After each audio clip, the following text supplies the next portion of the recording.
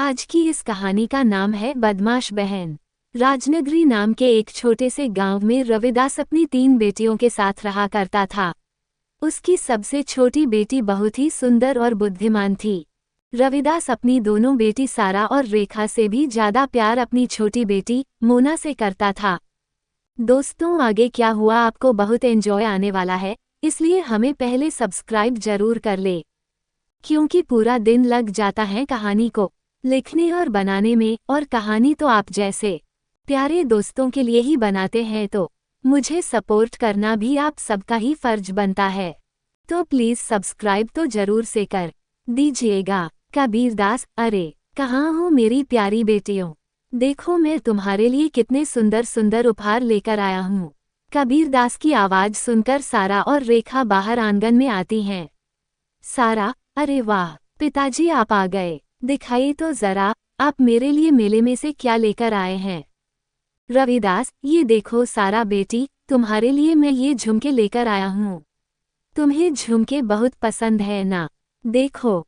सारा, अरे ये झुमके तो बहुत सुंदर है पिताजी, मुझे ये झुमके बहुत पसंद आए। धन्यवाद पिताजी।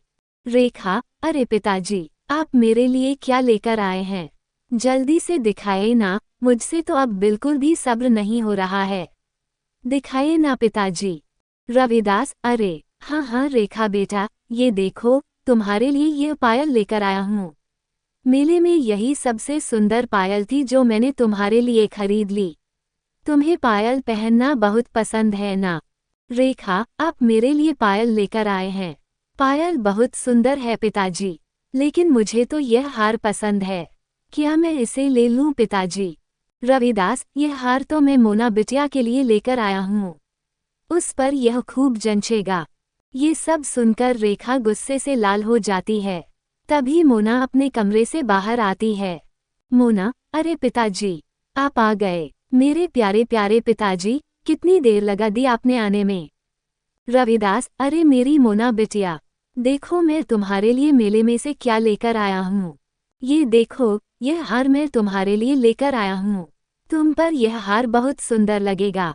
मोना हार देखकर बहुत खुश हो जाती है। मोना, अरे ये सच में बहुत ही सुंदर है, यह मैं अपनी सहेली डिम्पी के जन्मदिन में पहनकर जाऊंगी। आप भी चलेंगे ना पिताजी डिम्पी के जन्मदिन पर? रविदास, नहीं सोना बिटिया, मैं तुम्हें नहीं ले जा सकता, मुझे जरूरी काम से गांव से बाहर जाना है, इसलिए तुम अपनी दोनों बहनों के साथ ही वहां चले जाना। इसके बाद मोना वो हार लेकर अपने कमरे में चली जाती है और रविदास भी वहां से चला जाता है। वहां खड़ी सारा और रेखा यह बातें सुन रही होती हैं। सारा रेखा से, देखा रेखा दीदी, उस चालाक मोना ने कैसे पिताजी से सबसे सुंदर हार अपने लिए ले लिया। वह मोना और सुंदर हार पहनकर हमें रोज जलाएगी। रेखा, हाँ सही कह रही हो तुम, इस मोना ने तो पता नहीं पिताजी पर कौन सा जादू किया है। पिताजी हम दोनों से ज्यादा इस मोना से ही प्यार करते हैं। सारा अपना सिर हिलाते हुए हाँ कहती है। उसके बाद दोनों अपने अपने कमरे में चली जाती हैं। अगली सुबह मोना बहुत ही सुंदर ड्रेस पहनती है, और वह हार भी जो मोना के गले की शोभा बढ़ा रहा था और जिसे देखकर उसकी दोनों बहनें उससे चिढ़ रही थी। इसके बाद तीनों बहनें डिम्पी के घर जाने लगती हैं। कुछ दूरी पर चलने के बाद, रेखा, मुझे लगता है इस जंगल के रास्ते से चलने पर हम डिम्पी के घर जल्दी पहुंच जाएंगे। सारा, ठीक है तो फिर हम जंगल के रास्ते से ही चलते हैं। मोना, लेकिन ये जंगल तो काफी डरावना है, वहां से जाना क्या सही होगा? गांव के लोग इस जंगल के बारे में तरह तरह की बातें करते हैं। रेखा, देखो जंगल कोई डरावना नहीं है, गांव के लोग तो बस ऐसे ही बोलते रहते हैं। तुम्हें अपने दोस्त के जन्मदिन पर जल्दी जाना है कि नहीं? चुपचाप चलो। रेखा की फटकार भरी बातें सुनकर मोना चुप रह जाती है और रेखा सारा के साथ जंगल में चलने लगती है। रेखा, अरे मुझे तो बहुत प्यास लग रही है, मैं पास ही नदी में से पानी पीकर आती हूँ, तब तक तुम दोनों यही खड़े रहना। रेखा पानी पीने के लिए चली जाती है। काफी देर होने पर भी रेखा वापस नहीं लौटती। सारा, अरे ये रेखा दीदी कहाँ रह गई? तुम यहीं रुकना, मैं उन्हें देखकर आती हूँ, कहीं जाना मत, एक ही जगह रुक कर रहना। ठीक है, क्या समझी? मोना, लेकिन दीदी मुझे इस जंगल में तो पहले से ही काफी डर लग रहा है। आप मुझे अकेला छोड़कर मत जाइए। सारा, मैं रेखा दीदी को देखने जा रही हूँ। पता नहीं वह कहाँ रह गई है। अगर पिताजी को पता चल गया तो बहुत गुस्सा करेंगे। तुम चुपचाप यही खड़े रहना, मैं रेखा दीदी को लेकर अभी आती हूँ। ये बोलकर सारा भी वहाँ से चली जाती है। बेचारी मोना जंगल में खड़ी बहुत डर रही होती है। मोना को जंगल में शाम हो जाती है, लेकिन दोनों बहनें वापस नहीं लौटती। जब रात तक उसकी बहनें नहीं आती तो मोना रोने लगती है। तभी मोना को जंगल में किसी के आने की आवाज सुनाई देती है। थोड़ी देर बाद मोना देखती है कि एक बहुत डरावनी बुढ़िया जिसकी आंखें लाल होती हैं, जिसने काले रंग की साड़ी पहनी हुई है, वह मोना की तरफ काफी तेजी से आ रही होती है। बुढ़िया, मैं तुम्हें नहीं छोड़ूंगी। आज कितने दिन बाद मैं इंसानों का मांस खाऊंगी। हा हा हा। ये सुनकर मोना डर जाती है और वहां से भागने लगती है। वह डरावनी बुढ़िया उसके पीछे पीछे भागने लगती है। मोना भाग ही रही होती है कि तभी उसे जंगल में एक बहुत बड़े पेड़ के तने पर एक चमकता हुआ दरवाजा नजर आता है, जिसके चारों तरफ बहुत रोशनी होती है। मोना उस चमकते हुए दरवाजे के अंदर चली जाती है। उस दरवाजे के अंदर एक अलग ही दुनिया होती है। वहाँ चारों तरफ सुंदर सुंदर फूल होते हैं और अलग अलग तरह के जानवर भी। बहुत सारे छोटे छोटे सुंदर पेड़ होते हैं और उन सब के बीच एक बहुत बड़ा और विशाल चमचमाता पेड़ होता है, जिसके ऊपर बहुत सुंदर तितलियां बैठी रहती हैं। उस पर रंग बिरंगे फल भी लगे रहते हैं जो देखने में बहुत सुंदर लग रहे होते हैं। उस विशाल पेड़ के सामने बहुत सुंदर नदी भी होती है। मोना ये सब देखकर हैरान रह जाती है। मोना, अरे ये कहाँ आ गई? इतनी सुंदर जगह तो मैंने पहले कभी नहीं देखी। मोना नदी के किनारे बैठ जाती है। थोड़ी देर बाद मोना को प्यास लगती है। जैसे ही वह उस नदी से पानी पीती है तभी उसे एक आवाज आती है। आवाज, जादुई पेड़ की नगरी में तुम्हारा स्वागत है। मोना यह आवाज सुनकर चौंक जाती है। एक बार फिर आवाज आती है। आवाज, जादुई पेड़ की नगरी में तुम्हारा स्वागत है मोना। मोना, कौन है?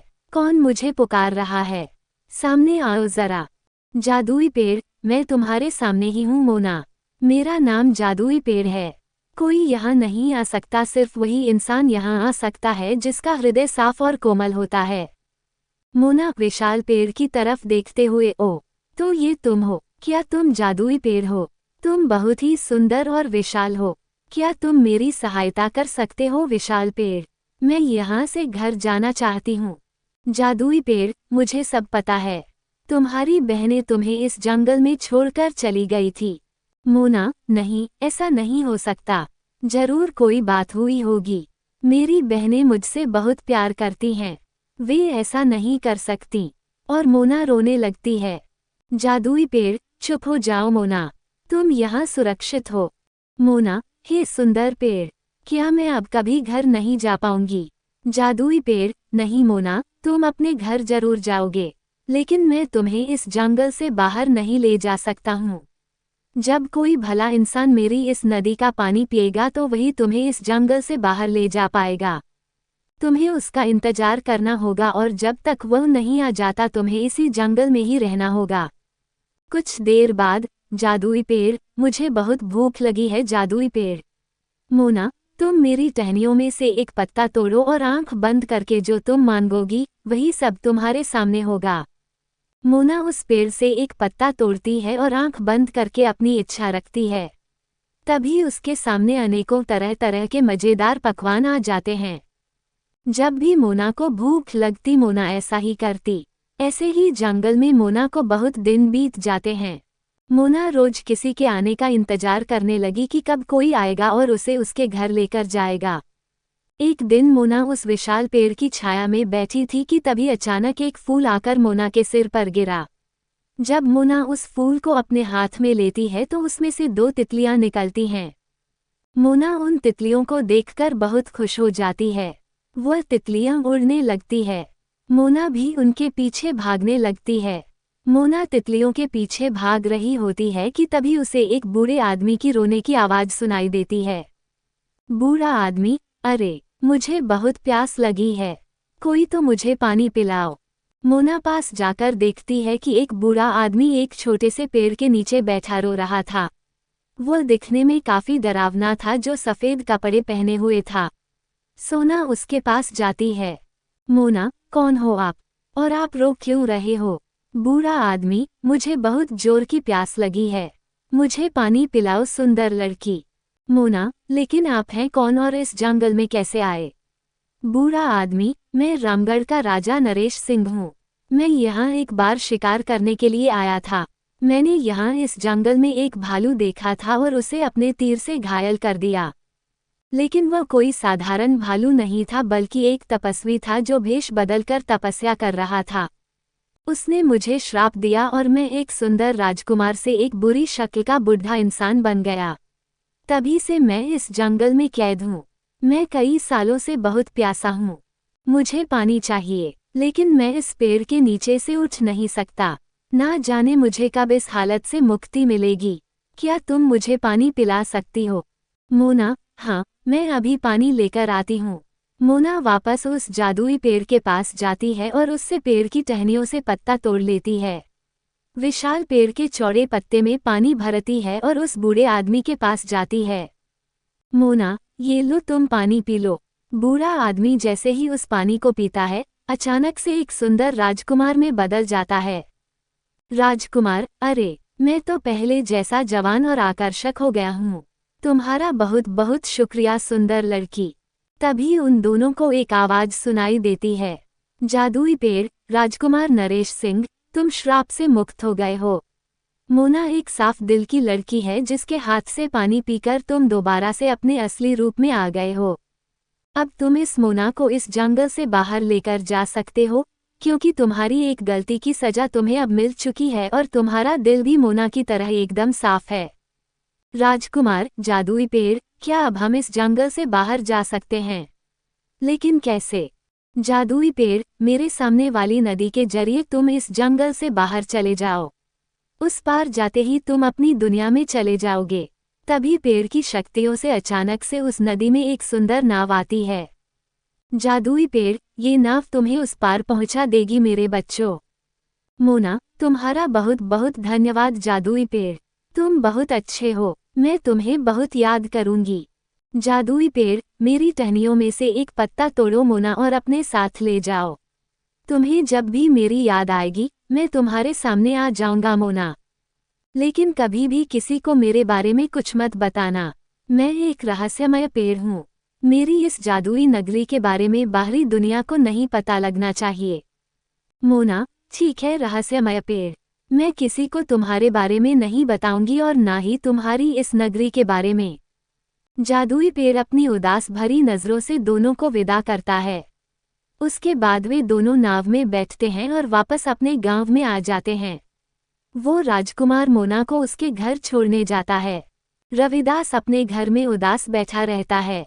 रविदास मोना को देखकर, अरे मेरी प्यारी बेटी, तुम आ गई। कहाँ चली गई थी जंगल में अपनी बहनों को छोड़कर? मैंने तुम्हें कितना ढूंढा। मोना को देखकर उसकी बहन हैरान रह जाती हैं। सारा, अरे रेखा दीदी, ये वापस कैसे आ गई? अब ये पिताजी को सब सच सच बता देगी और पिताजी तो हमें घर से ही निकाल देंगे। मोना, मुझे माफ कर दीजिए पिताजी, मैं डर के मारे जंगल से आगे निकल गई थी। इसमें रेखा और सारा दीदी की कोई गलती नहीं है। मैं जंगल से बाहर ही नहीं निकल पा रही थी, लेकिन जंगल में से मुझे इस राजकुमार ने ही बाहर निकाला और मुझे लेकर यहाँ आ गए। ये सब बातें सारा और रेखा अपने कानों से सुन रही थी और उन्हें अपनी गलती का एहसास भी हो चुका था। रेखा और सारा मोना के पास आती है। रेखा, हमें माफ कर दो प्यारी बहन, हमने तुम्हारे साथ बहुत गलत किया। तुम सच में दिल की बहुत साफ और अच्छी हो, हमें माफ कर दो। मोना, कोई बात नहीं मेरी प्यारी बहनों, मुझे पता है आप दोनों मुझसे बहुत प्यार करती हो। मेरे लिए इतना ही काफ़ी है कि आप लोगों को अपनी गलती का एहसास हो गया।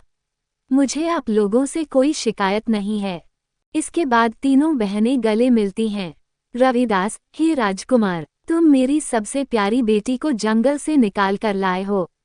तुम्हारी वजह से ही मोना बिटिया हमें दोबारा मिल पाई है। तुम बहुत बहादुर हो। क्या तुम हमेशा के लिए मोना की रक्षा करोगे? तुम मेरी बेटी मोना से विवाह करोगे? राजकुमार, हाँ, क्यों नहीं। मैं मोना से ही विवाह करूंगा। मोना बहुत ही साफ दिल की और अच्छी लड़की है।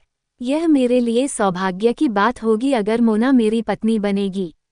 इसके बाद बड़े धूमधाम से मोना और उस राजकुमार की शादी की जाती है और मोना हंसी खुशी राजकुमार के साथ उसके महल में रहने लगती है। इस कहानी से आपने क्या सीखा? नीचे कमेंट में हमें जरूर बताएं।